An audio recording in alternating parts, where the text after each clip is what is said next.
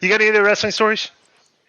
An interesting one, but like, I sometimes get worried about doing like this on the show because people will be like, "Oh, you said this or you said that," and I don't want to make it like clear. It's like this is all like up in the air. So one thing that was, I don't like Wrestle Rhodes. I think Wrestle Rhodes is a Twitter account, but they did say something this week in terms of the main event result not being determined.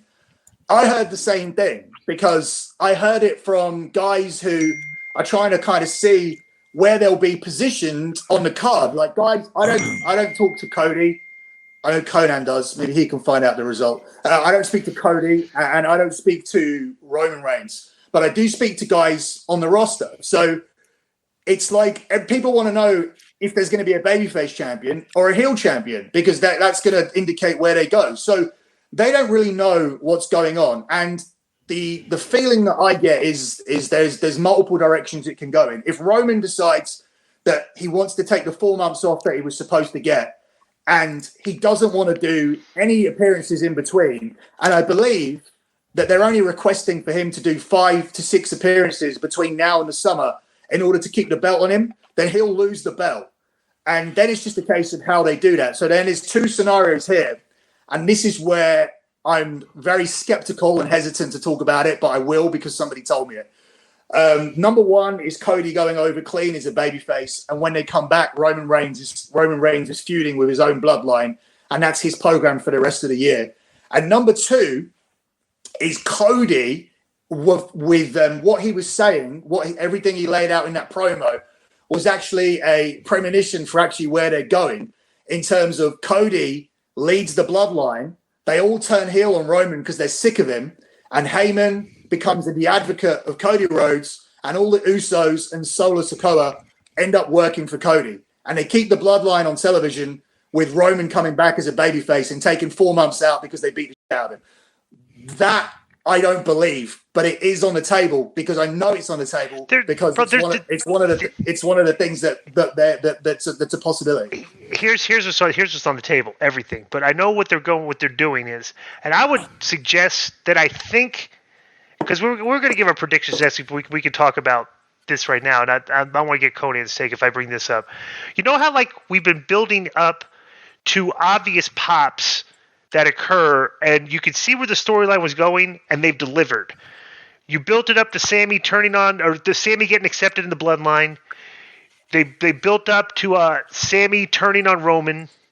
They built up to the Kevin Owens Sammy hugging, and these were all spots that we saw in the storyline that were going to happen, and they still got huge pops.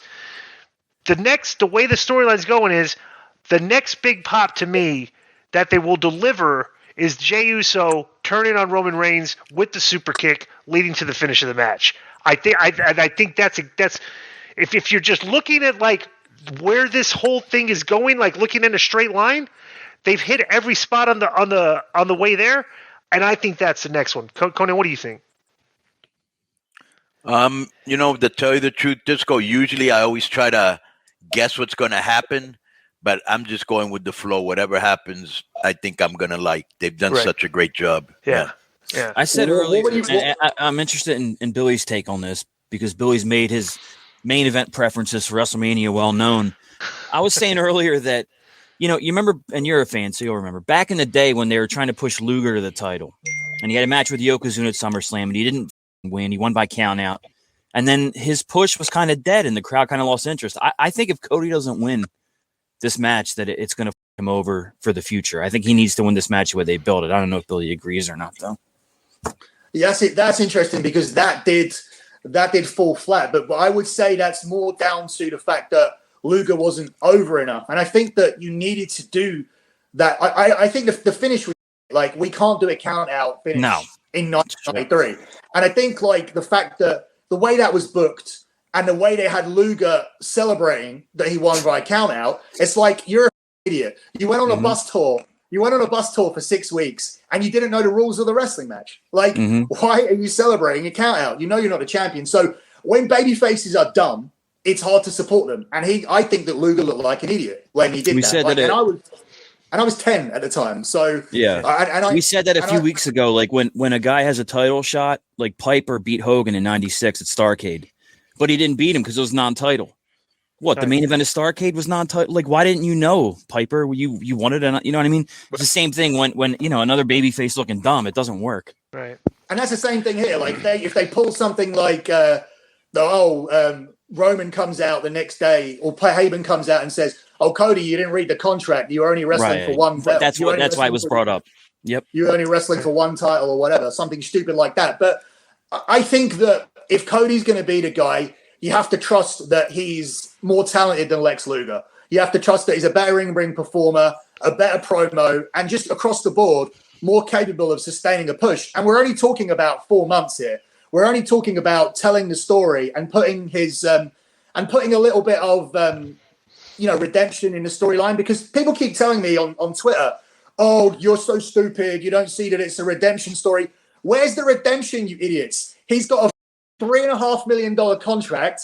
He's won 4 matches. He got number 30 in the Royal Rumble, and he drives around in a tour bus that he got with his big fat contract.